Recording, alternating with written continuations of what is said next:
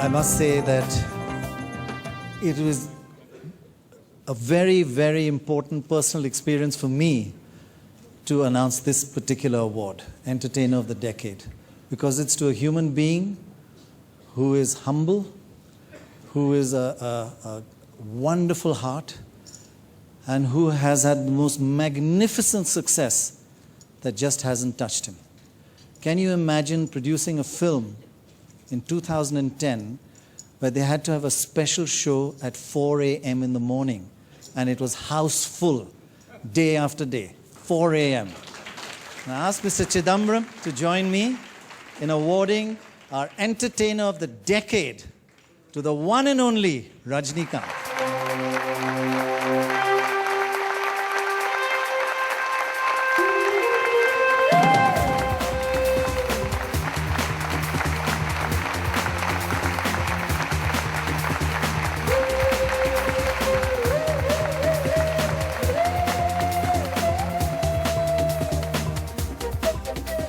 So, after you had this amazing success this year, Robot, Endiran, I think you can add some of the top hits of Bollywood all together and they still won't have the kind of success that you've had.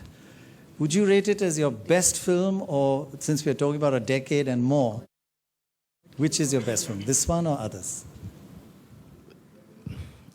So far, definitely Robo. This is the best. Robo is the best. I mean, I consider this the best.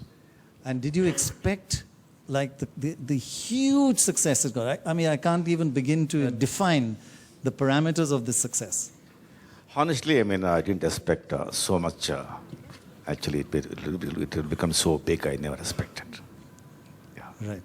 Now, with this kind of success, you have, in fact, there's a Hindi version of this, but generally, do you feel that the recognition could have been wider? I certainly feel that. What do you feel, Mr. Chidambaram? Well, I think it's been done in more than one language. Yes. It's perhaps the biggest grosser in India's history, I think. So what more do you want? And then Entertainer of the Decade. At least of the decade.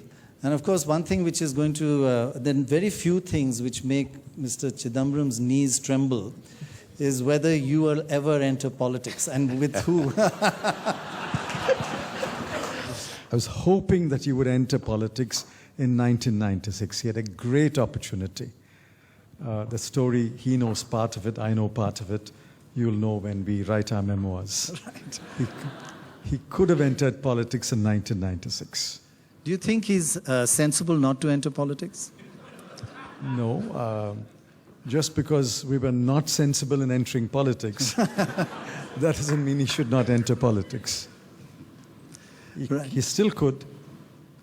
He'll sweep the elections. You know, I have had a special request. I think Ajay and Vidya and Katrina, if you could come up and join a legend of our times. Come up and join us.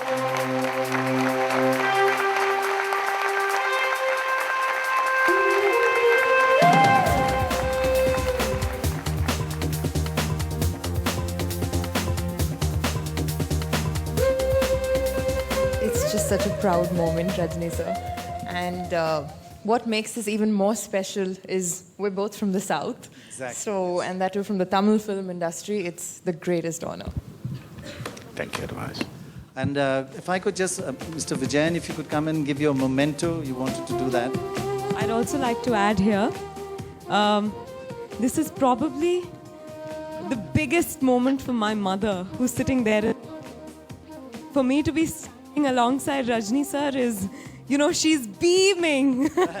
Amma, I'm going to go and stand next to sir for a second. Would you like to come up, ma'am? Come up. Come up. This is your one chance. Come up for a minute. Come. No, she's too shy. Standing along with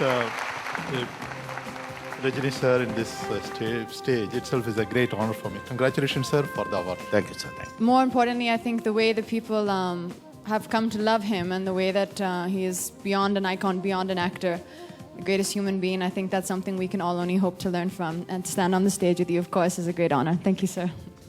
And Trisha, I could ask you, the reputation that given his following, he still is so humble. And I don't know how he does that. In fact, I was just telling my mum this afternoon, I don't know how he does that. Please tell us, Rajni sir. How do you do that? How do you keep your feet on the ground?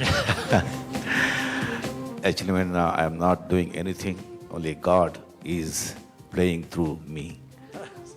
And all the industry, big directors, producers, so they are actually, monitoring and they are directing me. And you all, I don't know why I'm doing good or bad. You're all liking it and you are loving.